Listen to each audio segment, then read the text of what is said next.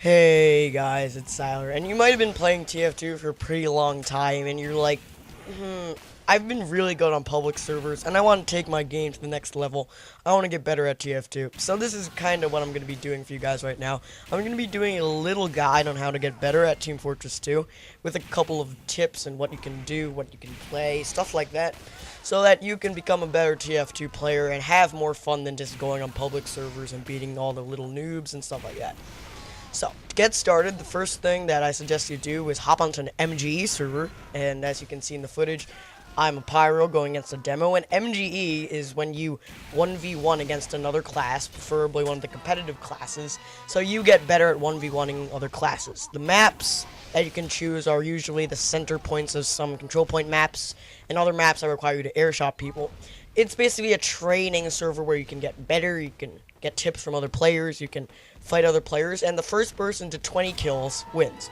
And the more you win, the more points you get. So you actually have an incentive to get better. That's really cool.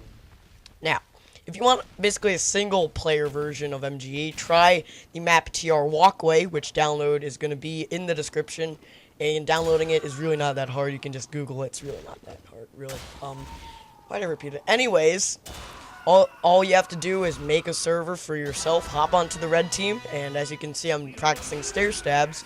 You kill the bots, and you can choose however way you can make the bots go. You can make them running forward, not firing. You can have them pointing up and firing. You can do a lot. You can learn to reflect rockets. You can learn to air shot as there's a launch pad.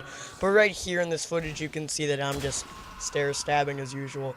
And there's a little ramp, and there's also even a sentry room for spies if you want to find out how to kill NGs in any specific manner of any sort. So it's pretty cool. There's a lot you can do with it, almost like a realistic game situation without all the hassle of having to do the unpredictability of everything. And it's a good way to trade. Next up, we've got trading. If you do not trade, you will not get lots of items that you might want. So if you want a hat for your Pyro, if you want a hat for Soldier, if you want a hat for Demo, you will have to trade, hop onto a trade server, trade for stuff. It's really not that hard. You just have to make some refined metal using the weapons you have. Hopefully you're premium. If you're not, I have no idea why you should be listening to this video. You should just hop on to Steam community or whatever it's called, Steam shop, and pay some money for something so that you actually aren't a free-to-play. Because, in my other videos, I kind of hate on free-to-plays. So really trade for stuff like this genuine Stahlhelm, and yeah, that's pretty much it.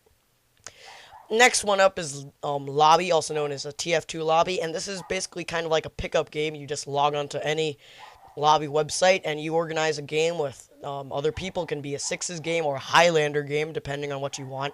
And it's a fair game where you can get into competitive TF2 play without actually having to get constantly yelled by your teammates, because it's not a team. It's only a temporary setup of random people that you're going to just go and have a little pickup game just to get better at the game.